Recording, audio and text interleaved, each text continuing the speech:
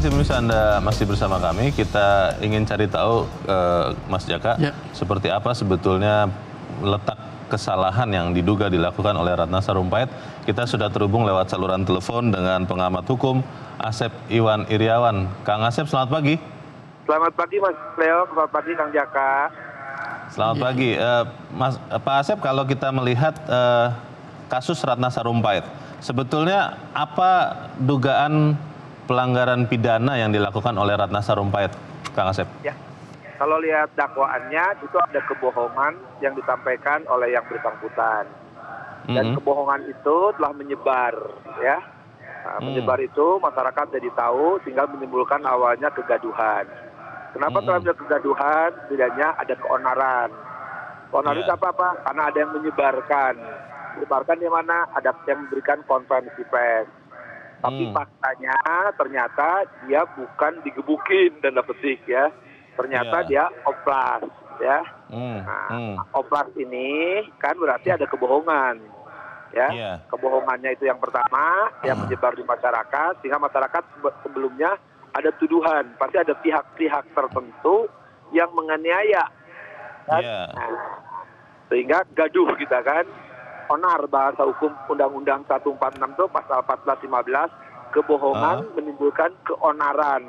Nah, keonaran tadi kan setidak-tidaknya di dunia maya, ya. Itu adalah diatur, tidak boleh, karena negara kita negara hukum, orang wajib menghormati hukum. Nah, ketika ada hukum yang dilanggar, yaitu Undang-Undang nomor 146 maupun KUHP, maka ada sanksinya. Oh, kalau melihat ini juga terkait dengan pilpres atau kampanye tidak, Kang Asep? Ya iyalah, ini kan sekarang tahun politik, yang bersangkutan terdaftar sebagai tim ses, ya, dari salah satu kontestan ikut pilpres. Sehingga ketika ada dua peserta pemilu yang salah satunya seolah-olah digebukin, ya dianiaya, padahal oplas. Pasti tuduhannya kan salah satu dong, sehingga yang satunya lagi kan merasa dituduh, padahal tidak merasa. Kan di awal-awal kan disebarkan oleh yang salah satu kan, oleh yang satu disebarkan malah konferensi pers, disebarkan siaran langsung oleh salah satu TV stasiun swasta, ya kaget semua bangsa Indonesia kan, sehingga di media sosial terjadi kan kegaduhan. Nah ini kalau dibiarkan, bersatu ini bahaya karena sedang tahun pemilu.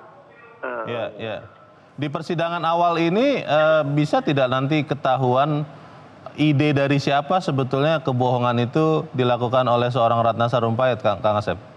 Ya, jadi dakwaan itu sudah jelas. Nanti kita akan dengar dakwaan dari jaksa. Kebetulan salah satu jaksanya adalah mahasiswa terbaik saya yang sedang ada di ruangan ini. Jadi saya tahu persis, saya itu seorang jaksa yang sangat pintar, ya. Mahasiswa saya, dia nyusun dakwaan bagus sekali. Jelas, cermat, lengkap, memenuhi pasal 143 KUHP, ya, uraian kejadiannya, baik lokus tempusnya, bagaimana seorang terdakwa, karena sekarang statusnya terdakwa, ya, diuraikan dengan cermat, lengkap, dan jelas, ya. Di salah satu jaksa itu kali itu menguraikan di dakwaan, nanti kan dibacakan dan terdakwa sudah dapat, ya, bagaimana Ratna melakukan perbuatan itu, dan itu bagaimana itu menyebar, ya, ke publik. Jadi nanti akan ketahuan sangat jelas. Dan bagaimana nanti dakwaan ini dibuktikan di persidangan oleh jaksa. Tapi kan setidak-tidaknya Ratna telah memberikan keterangan pengakuan kan bahwa betul dia adalah kebohongan besar. Gitu. Jadi justru yang menjadi masalah bagi saya sekarang adalah tidak hanya berhenti di Ratna, ya, justru siapa yang menyebarkan itu melalui media massa, ya, media dunia maya, itu yang harus dikejar lebih jauh. Kalau Ratna tidak gampang, karena dia ngakui bahwa dialah memberikan kebohongan. Jadi itu juga harus dicari tahu ya, bagaimana itu yang penting, kebohongan ini menyebar ya. Iya, betul. Baik, nanti kita tunggu sama-sama berarti Kang Asep Iwan Iriawan, terima kasih untuk mencerahkan kami pagi ini. Selamat pagi Kang Asep. Pagi. Ya, kalau kita melihat Mas Jaka apa yang terjadi ini, memang hari ini baru pembacaan dakwaan ya. Kalau kita melihat tadi Kang Asep sudah menjelaskan dengan jelas kejahatan atau pelanggaran hukum pidana yang disangkakan akan dilakukan oleh Ratna Sarumpait. Tapi pertanyaannya menarik juga, yang menyebarkan siapa? Kemudian kok langsung dengan sangat cepat serta-merta sekian tokoh juga langsung mengkonfirmasi seakan-akan bahwa kejadian itu ada. Ya kalau kita lihat dari sisi Bu Ratna sendiri kan dia sudah mengaku ya bahwa dia yang membuat kebohongan, dia mengaku dipukulin, dianiaya, tapi faktanya sedot lemak. Itu sudah diakui bahwa dia harus kena hukuman, itu adalah sebuah konsekuensi yang logis terhadap dia. Karena dia melakukan kebohongan. Karena dia melakukan kebohongan, tetapi yang tidak kalah pentingnya adalah siapa sebenarnya yang membuat kasus ini menyebar. Sebenarnya kalau Bu Ratna itu berbohong kepada anak-anaknya, kan alasannya untuk hanya sebagai alasan kan, karena dia sebenarnya operasi plastik, mungkin karena malu atau takut dimarahi anak-anaknya, dia mengaku dianiaya. Kalau cuma berbohong ke anak-anaknya, mungkin tidak akan jadi persoalan hukum. Jadi persoalan hukum karena kasus ini kemudian menyebar. Pada tanggal 2 Oktober itu sudah mulai beredar di medsos. Kemudian tanggal 3 Oktober itu Pak Prabowo, kemudian Pak Amin Rais, Pak Joko Santoso dan beberapa dari kalangan BPN melakukan jumpa pers bahwa intinya telah terjadi penganiayaan terhadap Bu Ratna. Kehebohan itu sudah terjadi, tapi nanti akan dijawab seperti apa. Tapi kita harus jeda dahulu. Mas Jaka dan pemirsa tetap bersama kami. Editorial Media Indonesia segera kembali.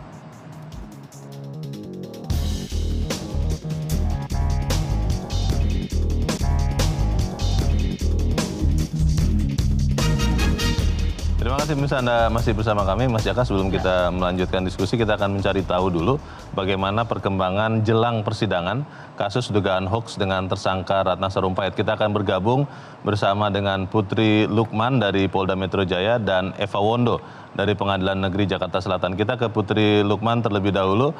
Putri, pukul berapa rencananya Ratna akan berangkat ke PN Jakarta Selatan? Iya, Leo, selamat pagi. Sesaat lagi Ratna Sarumpait yang merupakan terdakwa dari kasus penyebaran berita bohong akan menjalani sidang perdana dan akan berangkat dari Polda Metro Jaya menuju ke lokasi sidang, yakni di Pengadilan Negeri Jakarta Selatan. Seperti apa persiapan dan juga keamanan yang akan diberlakukan kepada Ratna Sarumpait ini sudah bergabung bersama kami, Kabid Humas Polda Metro Jaya, Kombes Pol Argo Yono. Selamat pagi, Pak Argo.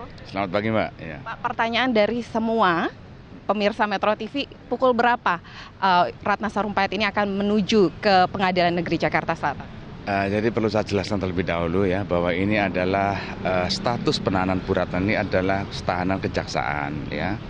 Jadi tentunya bahwa ini kan tahanan kejaksaan yang dititipkan di Rutan Polda Metro Jaya ya. Kemudian juga dengan adanya sidang perdana ini kita selalu komunikasi dengan kejaksaan ya. Komunikasi yang baik dengan kejaksaan sudah kami lakukan, dan ini pun juga nanti akan kita lakukan ya, persiapan-persiapan untuk sidang kami backup sepenuhnya untuk kejaksaan. Jadi misalnya nanti saat penjemputan Ibu Ratna Sarumpait di Polda Metro Jaya seperti apa, nanti kita siapkan ya. Kita siapkan baik itu dari pengawalan, transportasinya ke Pengadilan Negeri Jakarta Selatan. Kemudian juga nanti juga ada kita cek dokter ya, nanti sebelum kita berangkatkan kita cek kedokteran nanti seperti apa kesehatan Bu Ratna. Tapi dari pengecekan kemarin ya itu kondisinya normal ya, jadi normal. Dan kemudian juga nanti kita siapkan beberapa anggota dari reserse ya, nanti yang akan melakukan pengawalan sampai ke Pengadilan Negeri Jakarta Selatan. Pak, dimulainya sidang ada jadwal pukul 9 waktu Indonesia Barat. Artinya pukul berapa nih Pak, paling nggak perkiraan Bu Ratna Sarumpait ini akan menuju ke PN Jaksel, dan apakah akan didampingi oleh pihak kuasa hukum dan juga keluarga?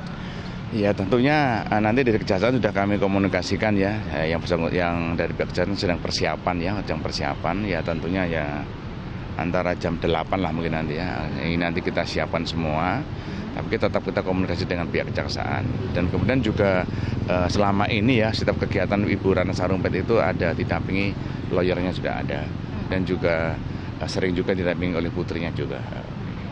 Pak, terkait dengan keamanan sendiri, persiapannya apakah diberlakukan pengamanan khusus atau sama seperti biasa normal saja? Saya rasa itu seperti biasa ya, tapi kita tingkatkan saja itu di dalam pelaksanaan pengawalan ini ya, dalam pengamanan untuk sidang ya. Tapi kita tingkatkan untuk pengamanan daripada tersangka Bu Ratna Sarumpait ini. Kalau Pak Argo sendiri, apakah sudah datang atau melihat langsung kondisi terkini dari Bu Ratna di ruang tahanan barang bukti, Pak?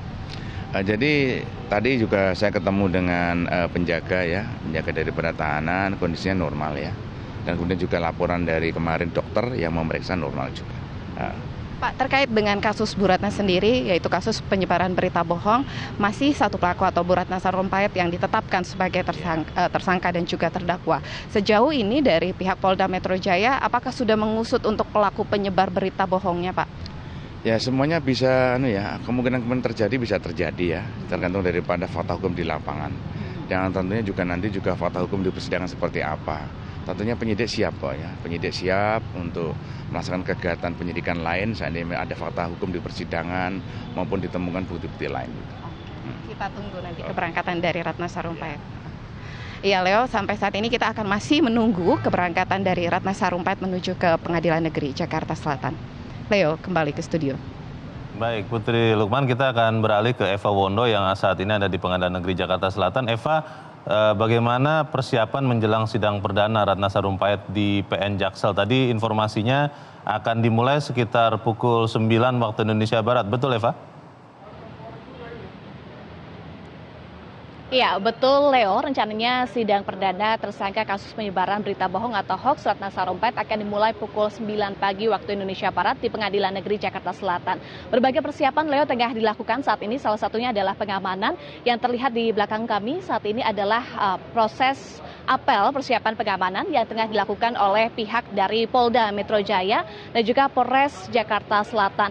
Selain itu persiapan lainnya adalah persiapan di bagian dalam Pengadilan Negeri Jakarta Selatan, yakni tengah berlangsung sterilisasi oleh pihak Pengadilan Negeri Jakarta Selatan untuk menyiapkan ruang sidang, yakni ruang sidang utama yang nanti akan dijadikan ruang sidang bagi Ratna Sarumpait. Maka kami awak media juga belum diperbolehkan masuk ke dalam Pengadilan Negeri Jakarta Selatan. Baru nanti pukul 8 Pengadilan Negeri Jakarta Selatan boleh dimasuki oleh kami awak media. Rencananya nanti sidang perdana tersangka kasus penyebaran berita bohong atau hoax Ratna Sarumpait yang merupakan mantan anggota Badan Pemenangan Nasional Prabowo Sandi akan dimulai pukul 9 pagi waktu Indonesia Barat dan akan terbuka untuk umum.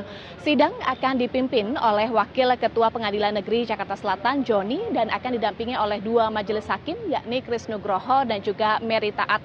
Sedangkan jaksa penuntut umum berasal dari Kejaksaan Negeri Jakarta Selatan, ada 4 nanti jaksa penuntut umum dari Kejaksaan Negeri Jakarta Selatan.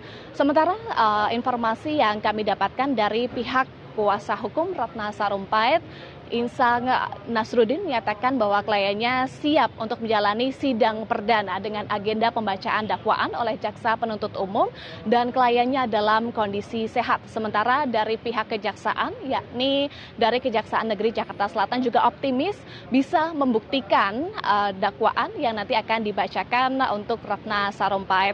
Sebelumnya kasus ini bergulir saat ada informasi berita bohong pada 21 September. Ratna menyatakan bahwa ia dianiaya di Bandung, kemudian pada tanggal 3 Oktober 2018 Ratna mengakui bahwa informasi tersebut adalah berita bohong. Ia mengalami luka lebam karena selesai menjalani operasi di Jakarta. Kemudian pada tanggal 4 Oktober 2018 pihak kepolisian menetapkan Ratna Sarumpait sebagai tersangka penyebaran berita bohong atau hoax. Kemudian ia pun ditangkap saat hendak terbang dari Bandara Soekarno-Hatta menuju ke Chile. Dan Ratna disangka melanggar 2 pasal, yakni yang terdapat dalam Undang-Undang Peraturan Hukum Pidana dan juga Undang-Undang ITE dengan ancaman hukuman 10 tahun penjara. Kita masih nantikan, Leo, bagaimana jalannya persidangan yang rencananya akan dimulai sekitar 1,5 jam lagi. Leonard. Baik, Eva Wondo melaporkan langsung dari Pengadilan Negeri Jakarta Selatan dan Putri Lukman melaporkan langsung dari Polda Metro Jaya. Selamat pagi teman-teman. Dan kalau kita melihat apa yang terjadi ini, kita melihat Mas Jaka bahwa ada keseriusan untuk menangani kasus ini. Tetapi pertanyaannya sekali lagi, apakah memang benar bahwa ini akan menyelesaikan soal-soal penyebaran kebohongan atau hoax itu?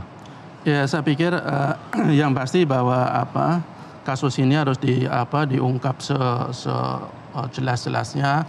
Apakah Bu Ratna itu bermain sendirian dalam hal ini atau memang ada pihak-pihak lain yang ikut terlibat, karena ada catatan yang sangat penting menurut saya. Kan ketika Pak Prabowo dan kawan-kawan itu melakukan jumpa pers, adalah salah satu dari BPN bahwa jumpa pers itu dikatakan atas permintaan Bu Ratna. Tetapi Bu Ratna sendiri membantah, bahkan bukan dia yang meminta untuk diadakan jumpa pers. Ya, ini ada pertanyaan, ada yang harus dijawab. Jadi artinya nanti jaksa dalam sidang-sidang berikutnya harus memperjelas persoalan ini. Dan kita berharap juga Bu Ratna juga bersikap jujur. Artinya bahwa kalau memang ada pihak-pihak lain yang ikut dalam proses kebohongan ini, ya harus dia ungkapkan di depan pengadilan, dibuka saja.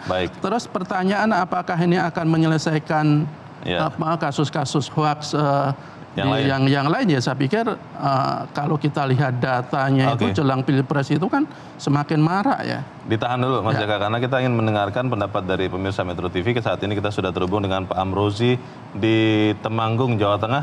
Pak Amrozi, selamat pagi. Selamat pagi Pak, Metro TV, selamat pagi. Silakan Pak Amrozi, pendapat Anda Pak mengenai kasus Ratna Sarumpait ini. Singkat padat saja ya Pak, silakan Pak Amrozi. Oke, ya ini langkah yang tepat ya, artinya pada waktu itu kejadian, polisi kan menyelidiki, ternyata tidak ada unsur sekecil apapun Sarumpait itu dipukuli orang.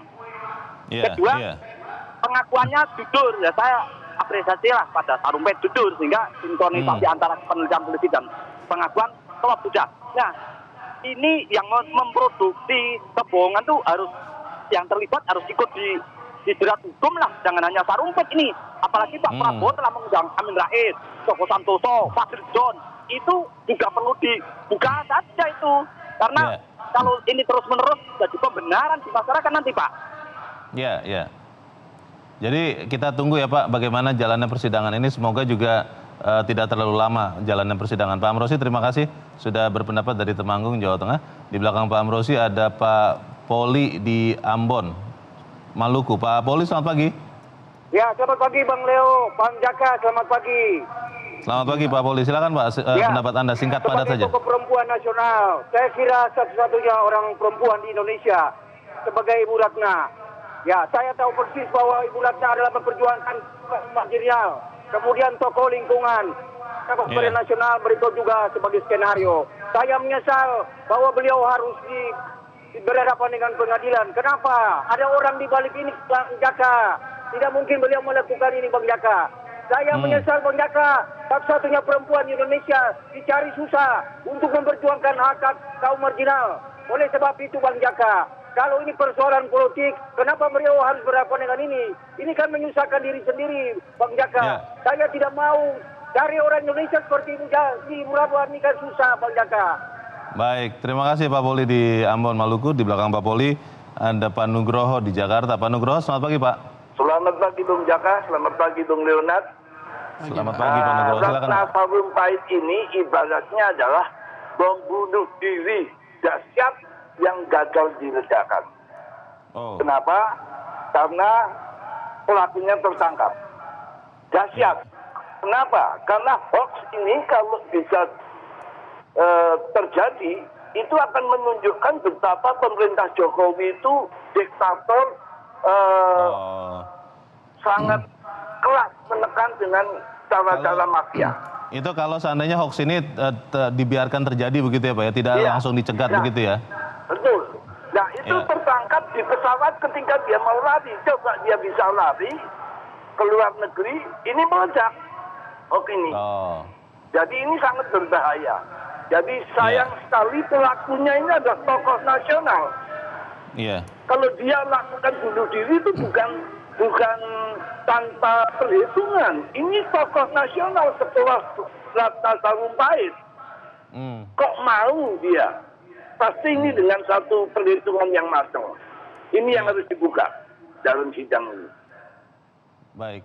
Kira-kira Pak Nugroho ini, halo Pak Nugroho? Ya. Kira-kira ini kalau nanti kemudian diputus, bisa tidak memberikan efek jera bagi penyebar kebohongan atau hoax yang lain, Pak? Kalau dia masih sehat, pasti menimbulkan efek jera. Tapi dalam perjuangan politik dengan radikalisme ini saya kira tidak ada efeknya ini. Harus ditindak terus.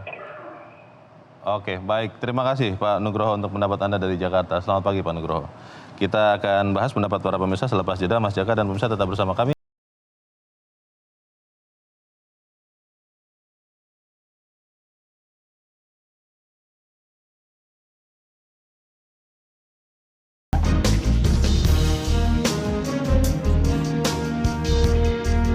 Terima kasih pemirsa, Anda masih bersama kami.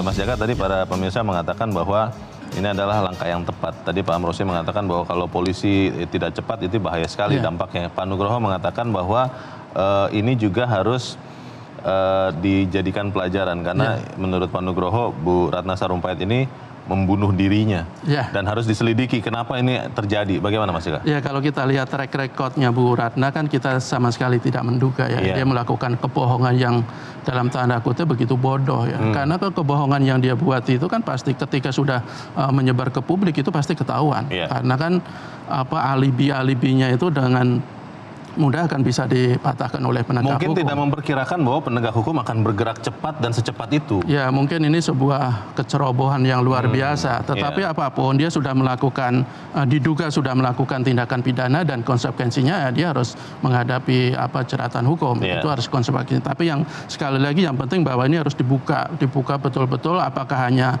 Bu Ratna yang bermain sendirian atau pihak-pihak lain. Tapi yang lepas dari itu, Bung Leo. Saya pikir ini juga menjadi sebuah pertaruhan bagi penegak hukum untuk melakukan upaya pemberantasan hoax dan ujaran-ujaran kebencian. Ketika upaya penegakan hukum terhadap Bu Ratna itu dilakukan benar-benar tegas, saya berharap dia akan menimbulkan efek jera kepada orang-orang lain untuk melakukan hal yang sama. Kalau kita lihat ya hoax ini sudah menjadi musuh yang sangat berbahaya terhadap demokrasi kita, terhadap persatuan dan kesatuan kita.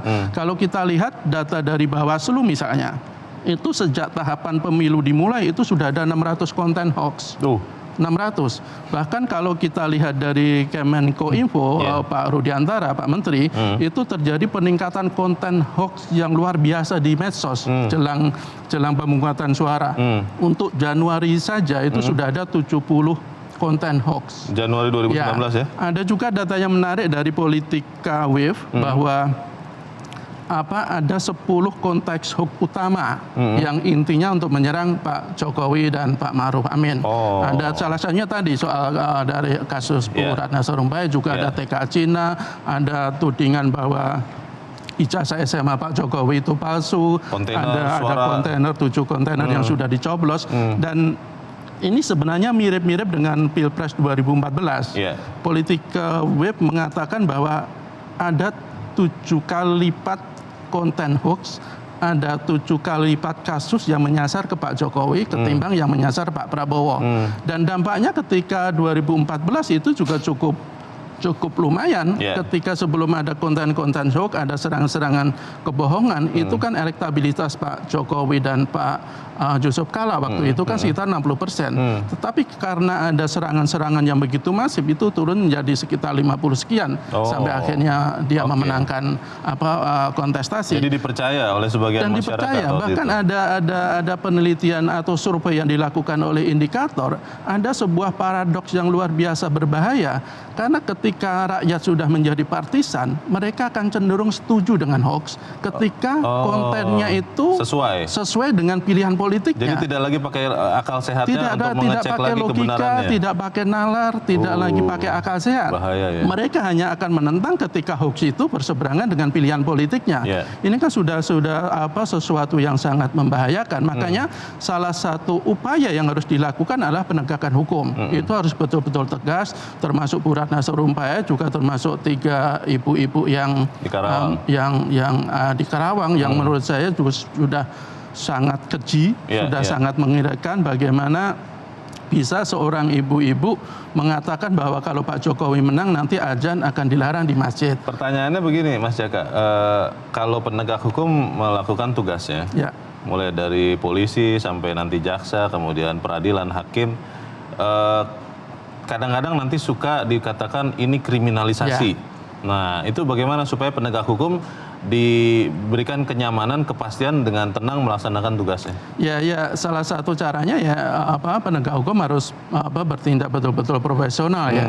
Artinya bahwa ketika dia seseorang ada punya dalil-dalil hukum, ada kasus-kasus hukum, ya itu namanya bukan kriminalisasi. Kecuali tidak ada fakta-fakta hukum terus dijerat di pengadilan, itu namanya kriminalisasi. Dan kriminalisasi ini termasuk salah satu konten hoax yang cukup masif digencarkan. Bahkan survei LIPI itu kalau tidak salah ada 3 daerah yang sangat rentan percaya terhadap hoax, Jawa Barat, Banten, dan Aceh. Dan salah satunya itu kriminalisasi terhadap ulama. Itu salah satu konten yang mudah dipercaya oleh masyarakat ketiga daerah ini. Artinya apa? Bahwa hoax sudah menjadi musuh bersama, musuh yang sangat berbahaya. Bahkan kalau kita tidak berlebihan kalau kita mengatakan bahwa kita sudah darurat hoax, karena kita menjelang Pilpres ini perpecahan begitu semakin menganga karena berita-berita bohong, karena berita-berita ujaran kebencian, dan saya pikir pemerintah harus benar-benar tegas ya, salah satunya dengan menggunakan perangkat hukum untuk memberantas penyebaran seperti ini. Kita tidak mau mengintervensi jalannya proses peradilan, Mas Jaka, tetapi biasanya kan atau sering terjadi proses peradilan ini memakan waktu untuk kita tahu bagaimana ujungnya. Nah, padahal kan untuk rangkaian Pilpres ini tidak lama lagi. Nah, apakah kemudian kita masih bisa melihat bahwa persidangan Ratna Sarumpait ini bisa berjalan dengan seefektif atau seefisien mungkin? Ya, saya pikir ketika Bu Ratna itu sudah dibawa ke persidangan itu sudah bisa menjadi pesan ya, bahwa jangan main-main dengan hoax, jangan main-main dengan menyebarkan ujaran kebencian, dengan kebohongan, dengan upaya-upaya untuk memecah belah bangsa. Dan saya pikir tidak hanya dengan penegakan hukum, karena pemerintah juga harus betul-betul meningkatkan kesadaran terhadap masyarakat. Dalam hal literasi harus kita katakan bahwa masyarakat kita itu masih sangat lemah. Kalau kita bandingkan ada 130 juta lebih rakyat kita yang sudah menggunakan internet. Ada sekitar 50 juta orang yang sudah menggunakan ponsel yang di setiap saat, setiap waktu kalau ada jaringan dia bisa buka internet, smartphone. Artinya bahwa ini sebuah peringatan bahwa hoax bisa dilakukan di mana saja, oleh siapa saja, kapanpun, dimanapun, dan tidak mengenal kelas. Siapa sangka kayak Bu Ratna itu melakukan hoax, padahal dia sadar sesadarnya bahwa ada konsekuensi yang akan dia terima ketika tindakannya itu terungkap. Artinya bahwa ini menjadi PR kita bersama dan terutama oleh kalangan elit. Kenapa hoax salah satunya marak? Itu karena yaitu menjadi komunitas elit-elit politik untuk melanggengkan atau merebut kekuasaan. Kalau kita lihat bahkan mereka rela membayar. Kita polisi pernah mengungkap jaringan pembuat hoax, penyebar ujaran kebencian Saracen. Satu konten tidak salah waktu itu dibayar 72 juta. Ada motif ekonomi ada juga motif di situ, ekonomi. Dan Baik. saya pikir ini harus betul-betul kita tuntaskan. Kita ikuti saja persidangannya. Semoga para penegak hukum melaksanakan tugasnya dengan profesional. Mas Jaka, terima kasih sudah di sini, Mas. Selamat pagi. Pagi. Pemirsa, pelajaran berharga yang bisa ditarik dari kasus Ratna Sarumpait adalah jangan pernah memanipulasi kenyataan. Akal waras tetap mendahului ujar dan laku sehingga tidak tersesat dalam hamparan hoax. Mendukung jagoan dalam kontestasi harus tetap terukur dan rasional karena begitu menjadi tersangka langsung dijauhi oleh mereka yang semula membela. Ratna pun sendirian berjuang membela diri dari ancaman 10 tahun penjara.